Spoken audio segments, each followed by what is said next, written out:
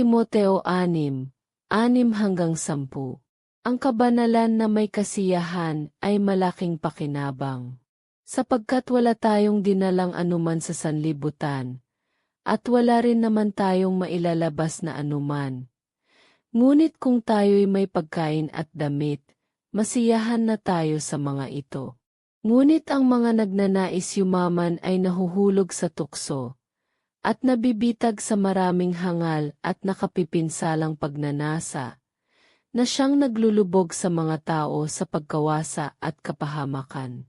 Sapagkat ang pag-ibig sa salapi ay ugat ng lahat ng uri ng kasamaan, na ang ilang nagnasa rito ay napalayo sa pananampalataya at tinusok ang kanilang mga sarili ng maraming kalungkutan. Higit ang kabanalan kaysa pag-ibig sa salapi.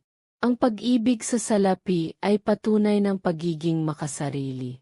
Sinabi ng Panginoong Hesus na ang ibig sumunod sa Kanya ay kailangang tanggihan ang kanyang sarili at pasanin ang kanyang krus.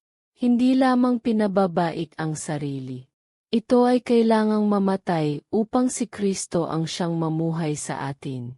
Ang taong banal ay ang pinananahanan ng Diyos. Napakalaki ng pakinabang ng pagiging banal. Ang Diyos na nananahan sa banal ang pinagmumulan ng lahat ng kayamanang materyal at espiritual. Nasa atin ang karunungan ng Diyos kung Siya ang ating iniibig. Si Kristo ang ating karunungan. At ito ang kanyang biyaya, na bagamas Siya ay mayaman, Siya ay naging dukha upang sa kanyang kadukhaan tayo ay maging mayaman.